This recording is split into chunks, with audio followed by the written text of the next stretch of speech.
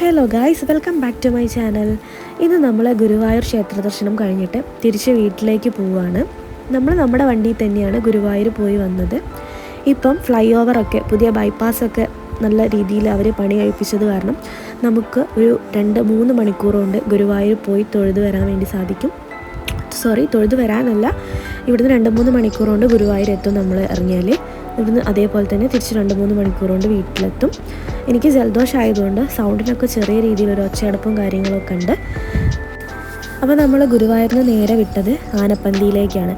ആനപ്പന്തിയിൽ നമ്മൾ ഒരു മണിക്കൂർ അവിടെ നിന്നിട്ട് തിരിച്ചിങ്ങോട്ട് തന്നെ പോരുകയാണ്. അങ്ങനെ നമ്മൾ വഴിയരികിലുള്ള കാഴ്ചകളൊക്കെ ആസ്വദിച്ചുകൊണ്ടാണ് തിരിച്ച് വീട്ടിലേക്ക് പോകുന്നത്. ഞങ്ങൾ വണ്ടിയിൽ കയറുന്നത് തന്നെ കാര്യമായിട്ട് റോഡ് സൈഡിലുള്ള യാത്രകൾ ആസ്വദിക്കാൻ വേണ്ടിയിട്ടാണ്.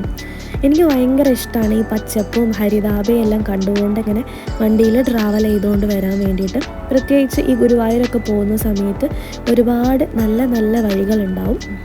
അപ്പം അവിടെ നിന്നൊക്കെ നമ്മൾ നേരെ വന്ന് കയറുന്നത് നമ്മുടെ ഫ്ലൈ ഓവറിലേക്കാണ്. അവിടെ ഫ്ലൈ ഓവർ വന്നതുകൊണ്ട് നമുക്ക് അതിലെ റോഡൊക്കെ അടിപൊളി റോഡ്, ഒന്നും പറയാനില്ല. റോഡ് ഒരു രക്ഷയില്ല, സംഭവം സൂപ്പറായിട്ടുണ്ട്. ഈ റോഡ് വന്നതുകൊണ്ട് നമുക്ക് പെട്ടെന്ന് തന്നെ പോയി വരാനും യാത്രയ്ക്ക് എളുപ്പമായി. സത്യം പറഞ്ഞാൽ നമ്മൾ നല്ല ക്ഷീണത്തിലിരിക്കുകയാണ്. വണ്ടി യാത്ര ചെയ്യുമ്പോൾ തന്നെ നമുക്കൊരു ക്ഷീണമാണ്. അതിൻ്റെ ഇടയിൽ ഞാൻ കുറച്ച് ഫോട്ടോസും വീഡിയോസും എല്ലാം എടുത്തു.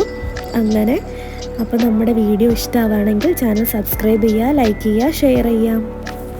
അങ്ങനെ നമ്മൾ നാഷണൽ ഹൈവേയിലേക്ക് കയറിയിട്ടുണ്ട്. ഇതാണ് പുതിയ ബ്രിഡ്ജും ഫ്ലൈ ഓവറൊക്കെ. അപ്പോൾ നമ്മൾ ഇതിലെയാണ് പോകുന്നത്.